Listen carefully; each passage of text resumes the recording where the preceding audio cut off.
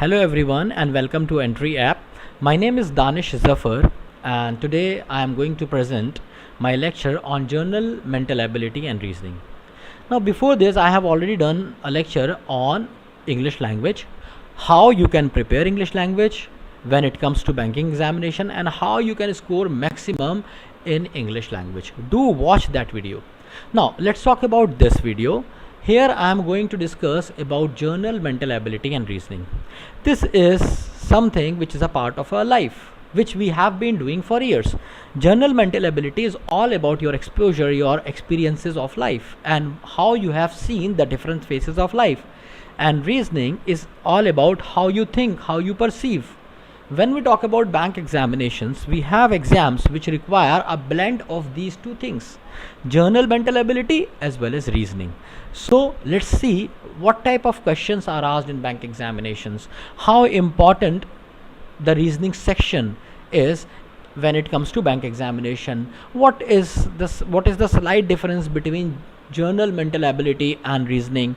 All these questions will be answered in this session. Let's start without wasting a single minute. So the next slide says we need to understand the pattern for reasoning examination. Guys, if we talk about pattern, the pattern in different examination differ only a little bit. First of all, I'll let you know that what is the importance of reasoning in banking examinations. That means for how many marks the reasoning is asked in banking examinations. So let's do a quick review about that. Guys, if you do not understand anything or is there something that you feel uncomfortable about the session, please do comment and I am there to help you out. So let's begin the session, and I am beginning the session with this slide which tells you about exam pattern for reasoning in different examinations. So guys, we all know when it comes to banking examination, the banking examination is in two phases. Most of the exams, most of the officer level exams are in two phases. One is tier 1 or tier 2, to which we can call prelims or mains. So when I talk about SBI PO, so in SBI prelims, remember you have 35 questions of reasoning. Okay, here I am concerned only and only about reasoning. So we have 35 questions. That means a big portion which consists of 20 marks, 35 marks, and which you have to do in 20 minutes. Now try to understand 35 questions. How many minutes? 20 minutes. That means you need less than 1 minute. You need less than 1 minute to solve one question. So what do you call this exam? Isn't it a speed based exam? Obviously. So it's all about speed. The speed matters when it comes to SBI PO examination. Now let's talk about mains examination. When it comes to mains, the importance of reasoning surges, it increases. Why? Because we have 45 questions in mains which consist of 60 marks. That means a total of 5, 6 and 3, 9, a total of 95 marks consist of reasoning when we talk about SBI PO examination pre plus mains. And here again you are giving just 60 minutes. So in 60 minutes you have to do 60 questions, 1 minute per question. So it's all about accuracy and at the same time it's all about speed as well. Now let's talk about the second big examination of the year. The second big examination of the year is, or you can say the first biggest examination of the year is IBPS PO. Now PO, prelims and mains. In prelims we have the same, exactly same pattern. There is nothing that is changed in the pattern of SBI PO, and IBPS PO is exactly same. You can see the same number of questions are asked. Okay, in pre the same marks and the time given is also same. When it comes to mains, again it is exactly same, 45 and 60 marks. Here also it is 60 marks and you have to do the same in 60 minutes. So you can say that if you are preparing for IBPS PO or you are preparing for SBI PO, both are exactly same. Now the things change here when we talk about IBPS RRB PO examinations, where in prelims you have more weightage of reasoning, then you have the weightage in SBI or IBPS. In IBPS you were asked only 35 questions. Here the number of questions is 40 questions in reasoning and 40 of maths. So these 40 questions consist of 40 marks. So that means in IBPS RRB PO examinations again you have 40 marks for reasoning. Now let's talk about IBPS RRB PO mains examination. So see guys, you can observe one thing, that in pre-examination the reasoning was asked for 40 marks. When we talk about mains examination, the weightage of reasoning has increased tremendously by 10 marks. Here the reasoning is of 50 marks. In IBPS RRB PO mains examination you have got how many? 50 marks for reasoning. So do not ever underestimate reasoning. So we have seen the three biggest examinations of the year: SBI PO, IBPS PO and IBPS PO. In all the examinations reasoning play a major role. And let me tell you a very important thing, this reasoning is very scoring, very much scoring. That means you can score 100% marks in reasoning, and there are students who score every year 100% marks in reasoning. Okay, so that means it is the most scoring subject one can have, more scoring than English obviously. Now let's come to SBI. Let's see some clerical examinations as well.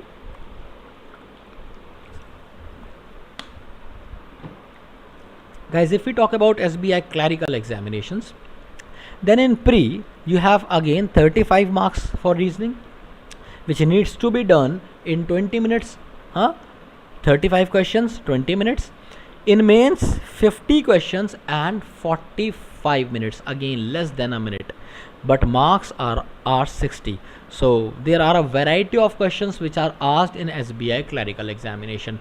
The point is, again it consists of 5 and 5 and 3 8 85 marks. So if you want to be an SBI clerk, you need to prepare your reasoning portion thoroughly. Then let's talk about IBPS clerical examination, the other clerical examination of the year. Here we have again the same pattern, exactly same pattern. SBI clerical 35 and the time is of 20 minutes. Then we have IBPS clerk mains, the same, this exam IBPS clerk, then IBPS clerk mains examination. Once you qualify pre-examination, then you write mains, and mains again you have to face reasoning. Okay, so it has reasoning plus computer, which consists of 50 marks. So you have again a very fair amount of reasoning asked in all clerical exam, in all PO exam and in all clerical exam. So guys, please do not ever underestimate reasoning. It is one of the most scoring subject, and take it very positively. Try to score as much as possible. Now let's move further and talk about another big exam of the year, IBPS RRB assistant. You know, English is not asked in pre. English is not asked in pre in this examination. However, reasoning is asked. That is of 40 marks. That means more than SBI PO, more than SBI IBPS PO. English is this reasoning is asked in RRB assistant for 40 marks. So again it is very important. Then you have 40 marks for math. So here I am only and only concerned about reasoning. This is the reason I am focusing on reasoning only. Now let's talk about mains. For the mains of this examination we have again 40 marks of reasoning. So guys, since we have started watching these, we haven't found a single examination where reasoning is not asked, and we have seen a very major, a big portion of reasoning is asked in all examinations. So it is very important to prepare reasoning, and it must be your priority if you want to be a part of our banking system. Let's move further. There are some more examination like RBI grade B examination and RBI assistant examination. In both the examination you will find reasoning of a fair amount. That means 60 marks for reasoning here. Here you have again 35 marks for reasoning. So guys, here again, if you are going to write RBI assistant main, then again you have to go for 40 marks. You have to score out of 40 marks. So why I have shown you all these examinations? Just to make you understand the importance of reasoning. So after watching and observing all these pattern, all these examinations, you might have understood one thing, that if you want to be a banker, reasoning is must. So now let's understand how can I prepare reasoning. So the very first thing is to understand the syllabus of the reasoning. How reasoning is asked, what is the syllabus? So guys, here we have the syllabus of reasoning for bank examination. Remember, this is only and only for bank examination. Now you might see that there are 3 chapters, 3 topics, or you can say that I have made bold. Why? Because they are the most important topics. This is asked usually in mains examinations.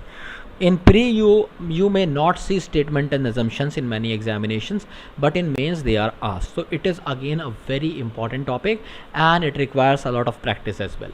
When it comes to puzzle and seating arrangement, it doesn't matter how much you practice, it doesn't matter how many puzzles you have done. It happens always with you, not always, but quite often with anyone, that you get stuck while doing a puzzle or a seating arrangement question. So guys, this is the reason I have boldened these, and they are very, very important. So remember, you have to put extra focus on these 3. Okay, now remember marks. This consists of around 20 marks in any examination. So again, just by doing puzzles and seating arrangement, you can crack the cutoff. Okay, so you can crack the cutoff just by doing puzzles and seating arrangement. This is the importance of what? Reasoning.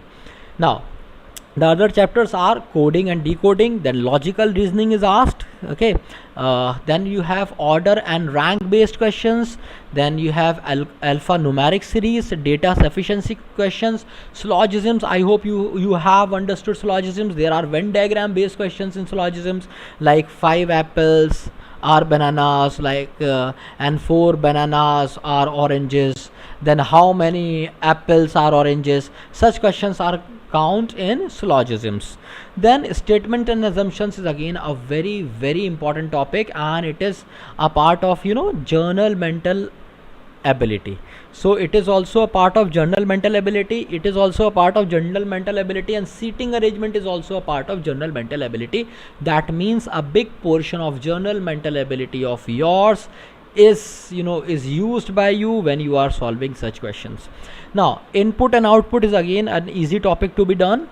Then direct test is again, these topics are not this much difficult. Just blood relation is one of the easiest topics. You can even if you have not done it, that the son of your father is your brother. We all know that. Okay, so now let's move further and let's talk about what is the weightage of these topics in the examinations. Okay, so the weightage is, I told you the puzzle is the most important, consists of 10 marks.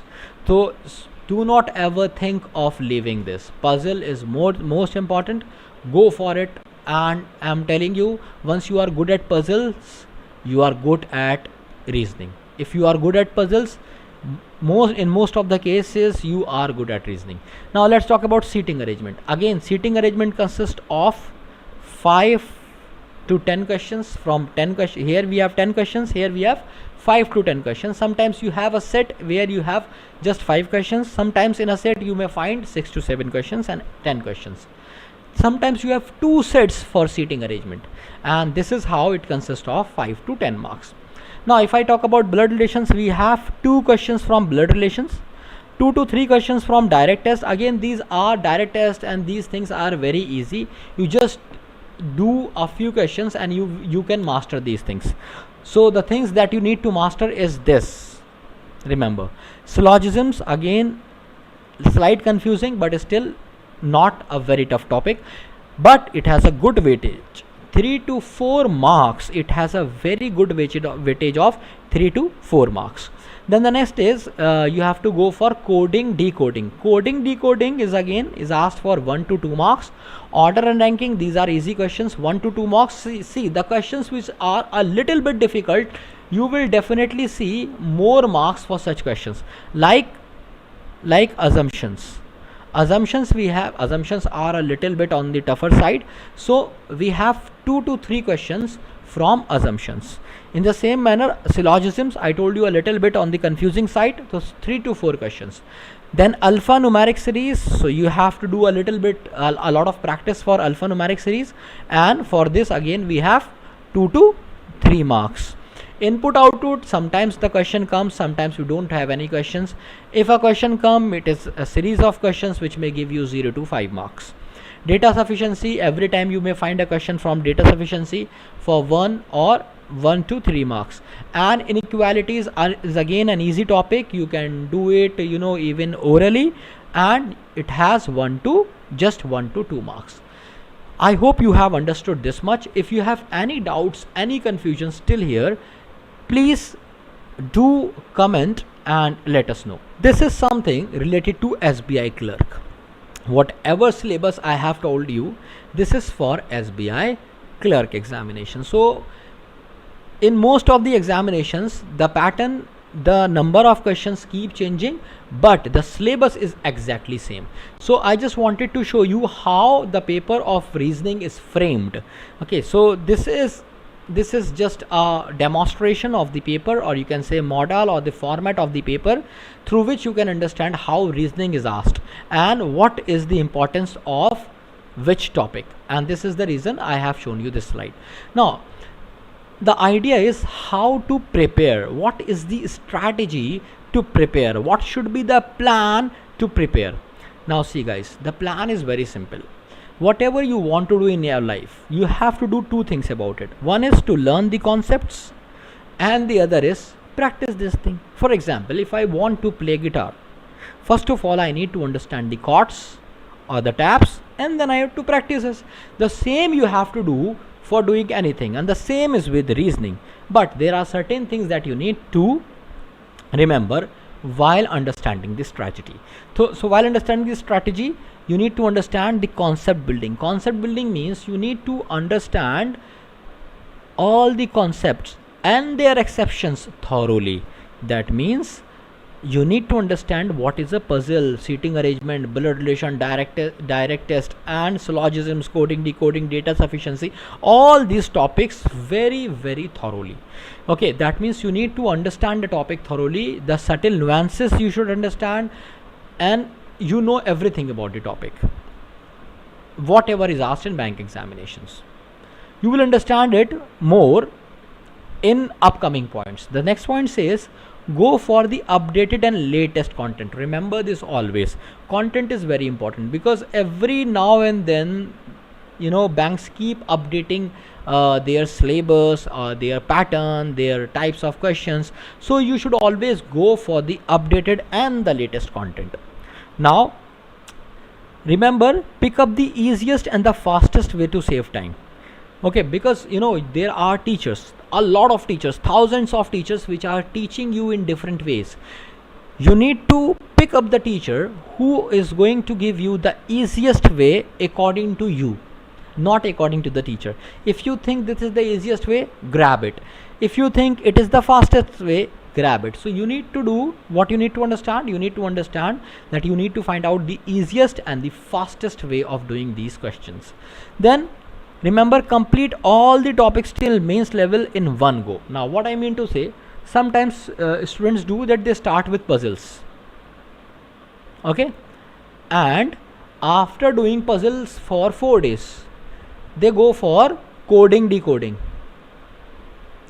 and after doing coding decoding for 2 days they go for syllogisms. This is an absolutely wrong technique. What you have to do, puzzle and seating arrangement should go simultaneously every day. So every day try to solve one puzzle or one seating arrangement question. Okay, every day you have to solve one seating arrangement on one puzzle question. This is like you have to take, like you take a glass of milk every day. In the same manner, take a puzzle or a seating arrangement question every day. Apart from that, pick up a topic. For example, you pick up first blood relations, and from blood relation you have to go for all questions. All questions means all type of questions, all types of questions.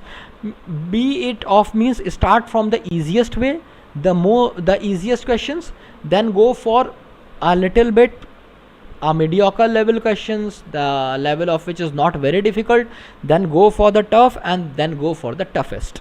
Okay, so this is how you have to prepare.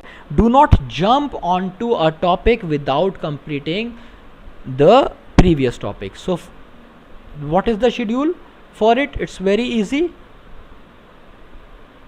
One puzzle or seating,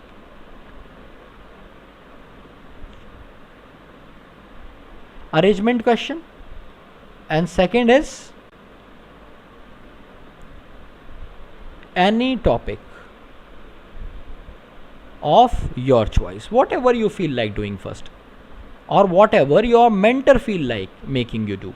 Okay, so this is how you have to follow. It's a very simple schedule. It is not as complex as we have the schedule for English, because English is a little bit on the tougher side. It has, more content, more chapters, and more things to understand. Reasoning is not that deep, and when it comes to banking, it is not that deep. You need to understand, all you have to do, one puzzle or one seating arrangement every day, and one topic of your choice. Keep doing it until you master this topic. Okay, keep doing it until you master this topic, then pick up the next topic. Okay, so this is how you need to understand. So the fourth point says, complete all the topics till mains level in one go. Do not do it like this. First you are preparing for pre, and then you are preparing for mains. This is wrong. Prepare for prepare for pre and take it to mains. Simple. Then go for the teacher who makes you understand, not for the famous one. Now what I mean to say is that there are many teachers in the market who are teaching you. So try to understand, you have to go for the teacher who makes you understand better, not for the teacher who is famous in the market. Okay, because everyone has a different mindset. You need to pick up your teacher according to you, not according to the people. Okay, now let's talk about how you have to practice these questions. I hope you know this, that practice makes a man perfect, and especially when it comes to reasoning, practice is the master key. So go for topic specific practice. Again, the same thing I am saying. For example, you pick up the topic blood relations. Blood relation. Now in blood relation you need to go for all concepts thoroughly from pre to mains level, all, and practice them thoroughly. Once you are done with blood relation, then suppose you can take another topic, data sufficiency, or any other topic of your choice. Again you have to go for pre to mains, all questions. So this is what I mean by go for topic specific practice. Once you are done with all topics, then you have to go for miscellaneous and mock test. Then start from the easiest question. Remember, if you start from the easiest question, sometimes we go a little bit egoistic and we think that these topics I can do very easily. I understand this much, I'm good at reasoning. Okay, though you might be good at reasoning, but you might have not practiced it enough. So you need to understand that you have to start from the very basics, so that your basic concept should be clear. If you start from the tougher questions, maybe you can do the easy questions, but your concepts will not be clear. And in future, when you have a tougher question, you may face problems. So it is always good to start from the very basics. So start the easiest questions and reach the mains level. Then previous year papers, remember these things are very important when it comes to practice questions. Previous year papers are very, very important. You will understand how a question is asked, and mock test is the key. So these two things are basically your mirrors of your practice. You can see your practice in previous year and mock test. So every Sunday you must go for one mock test at least. Then more practice for weaker topics. So there are topics you are weak at. Suppose there are people who are weak at alphanumeric series and they face a lot of problems in that. So you need to do a lot of practice on such things. And remember one thing, do not go manually, because your exams are online. So practice online. It is very important to practice online. There are students I know very well who are very good at reasoning, but whenever they practice things, they practice it manually on pen and on piece of paper. And what happened? What did they face? They faced a lot of problems in their examination and they couldn't score the maximum. A student who could score 45 in reasoning could score only something around 32 to 33. Okay, and you can understand it better once you go online and practice it. So remember, you have to practice online. It is a very important point. So if I sum up this slide, so I would say you have to do reasoning in two ways, and both the ways should go simultaneously. You have to build your concept and you have to practice the questions. Okay, now guys, remember one thing, that are done with reasoning, but we are not done with reasoning. What do I mean by this? I mean by this, you might have heard whatever I have told you.